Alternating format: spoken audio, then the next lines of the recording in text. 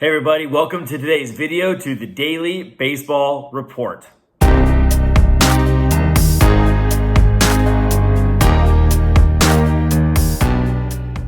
Welcome back to the Daily Baseball Report, where this channel we go over all things Major League Baseball and we cover as much as we can. This is the most comprehensive channel on YouTube. We're going to do our very best to make sure we provide you with the most accurate and up-to-date information for you and your viewing pleasure. We are on the road to 1K by opening day, so please subscribe, like, comment, and share this video and my channel with everyone that you can. Your grandma, your dad, your brother, your cousin, everyone that you can. We're on the road to 1K by opening day. First story for today is about Kris Bryant and the phantom welcome to the METS text message. If you listen here to this clip, he will discuss in full detail what he went through. Ready to go. Excited to be here. Excited to be able to play with these guys and new faces. So I'm ready to have some fun. I've had good conversations with Jed.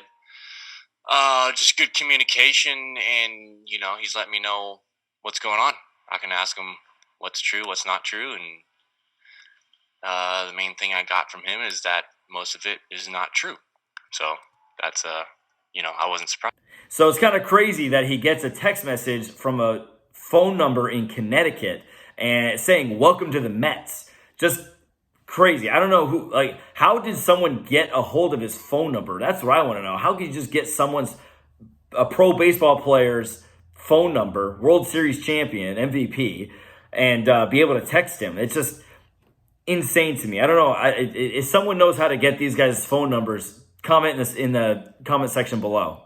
And because Kris Bryant's current situation with the text message where he did not actually get traded to the New York Mets, I'm wearing my Cubs hat.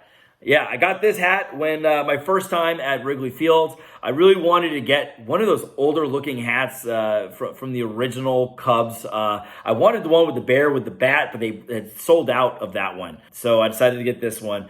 Wrigley Field is just one incredible place. I was there when the ownership group was improving the bleacher section and the bullpens. That was incredible to be. I was there where the bleachers weren't open yet. That was my very first game in Wrigley Field, and it was great. I got to see Bryce Harper, got to see Kris Bryant. It was a really good time. It was in 2015 was my first time at Wrigley Field. It was just a wonderful time, and I got to go a few times. I love going to Wrigley. It just, the sounds, the smells, the people are great. The Wrigleyville, wow, what a cool place. Wrigleyville is an awesome place. If you haven't been to Wrigley Field or Chicago, you have to go. It's a great time. And heck, you could go a couple of miles away and see the White Sox. And I've been to the White Sox park a few times. I don't know if it's called Comerica Park still or if it's something different. But regardless, I highly suggest it and recommend it. It's a great time. You're just having a good time and razzing them about, their team, and they razz you back, and it's all good and fun. As long as it doesn't go from 0 to 100 really fast. It's keep it in that 50-degree range. Anyways, that's why I'm wearing the hat today. Corey Seager is in the news again. This time not as an NL MVP for the World Series, but this time because he is in his contract year. And listen to his audio clip on what David Vassegh asked him about his contract negotiations. Oh, yeah, that's not the focus at all. The focus is right now. We've preached this for a long time now that it's day to day. We're showing up and we're doing everything we can to be ready today. And once game starts, try and win a game that day. It's no other thinking other than that. So Corey just wants to eliminate the distractions. He just wants to show up every day and give the best effort that he possibly can every single day. You got to admire that he just wants to put that aside and just wants to get after playing baseball, not thinking about money, not thinking about that. Don't want to let that weigh on him and have that affect his performance. No distractions. Wonderful. Our next story is about Miguel Cabrera. Now, this guy is insanely good. I don't know if you all remember how good this guy was. I mean, he won the Triple Crown one year, which is batting average, RBIs, and home runs. I don't know if that's ever going to happen again. It's insane to think that someone could lead in all three of those categories. He has 2,866 career Major League base hits, and he has 487 home runs. That means he is 134 hits away from 3,000 hits and 13 home runs away from 500 home runs. Think about that. In one season, this man is going to get to 3,000 hits and to 500 home runs. That is an insane. He will definitely be a first ballot Hall of Famer. Comment below on what you think about your favorite memory about Miguel Cabrera. We're going to be doing a countdown. We're going to be watching this guy the whole year. So stay tuned. I promise we're going to be bringing you all the best video from Miguel Cabrera and his at-bats this upcoming season. Now, this is kind of a minor thing, but MLB Fox on Instagram posted about the Oakland Athletics renderings for their new stadium. I kind of hope it happens. This stadium looks really good. It's right on the water. It's right outside of Jack London Square. It's a great little location. And everything surrounding Oakland right now is kind of poor because the Golden State Warriors moved from Oakland into San Francisco, into the Dogpatch neighborhood, and then the Oakland Raiders left for greener pastures in Las Vegas. I really wish that Oakland would just dedicate some time into understanding that these professional sport teams have a major impact on their community. Just look at Marshawn Lynch. That guy always wants to help out the hood, always wants to help out the neighborhood. The town really should invest a lot more into their professional sports. They can definitely take care of a professional sports team such as the Raiders and the Warriors and the Athletics. But if I know that the big issue right now is the funding for the stadium. Where are they allowed to fund and have the stadium, and who is going to pay for it? In California, there's so many rich people. Why doesn't just one A's fan just decide to just pay for it? Like, come on, somebody buck up and pay for the stadium. It looks great. It would be a lot of fun to go to a new, real baseball stadium instead of a football stadium that is just old, tattered. It definitely needs a little bit of upgrades. It would just be really great to see, and I know that the city of Oakland would love to have a brand new baseball stadium. If you guys haven't heard, the baseballs are changing this year. They are going to make the baseballs more dense by putting them in a humidifier a few hours prior to the game.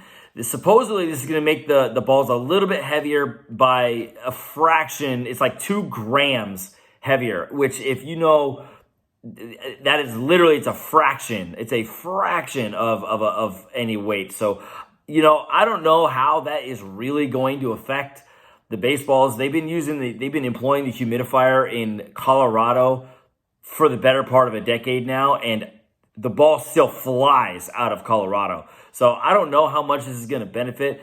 Max Muncy said that he was heartbroken that they're trying to give the pitchers even more of an advantage. That's one of the interesting things this year is going to be the weighted balls, and if that makes a difference.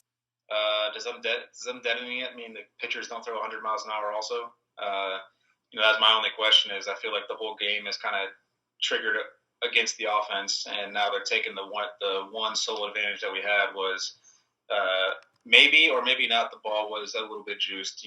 They obviously have never confirmed that, but them saying they're going to deaden the ball, it was kind of heartbreaking. But you got to go out there and you got to get around it somehow. So.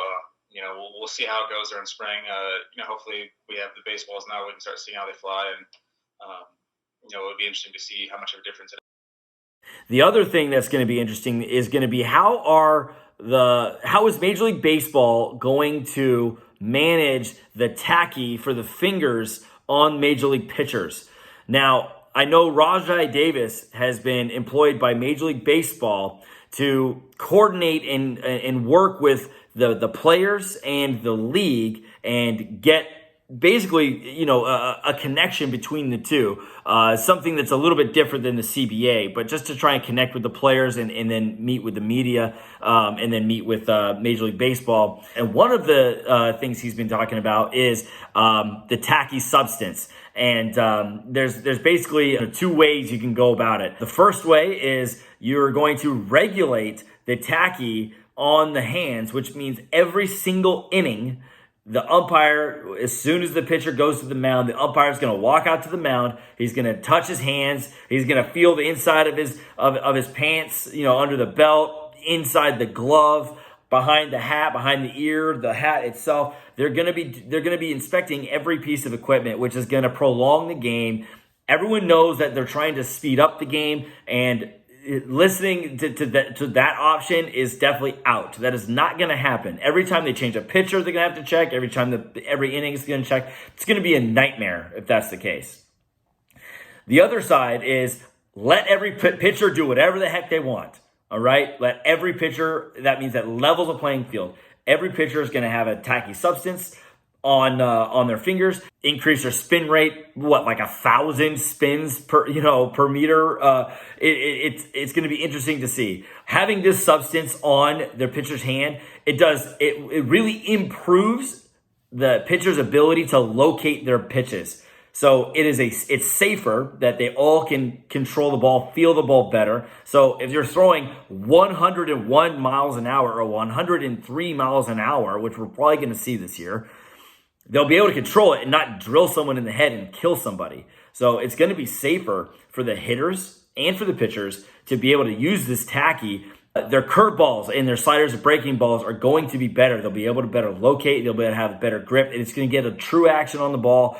I think it's a good thing for baseball. Let them use the tacky. I hope you all enjoyed this video today. We will see you tomorrow with more updates and more fun baseball talk. Without further ado, see you all tomorrow.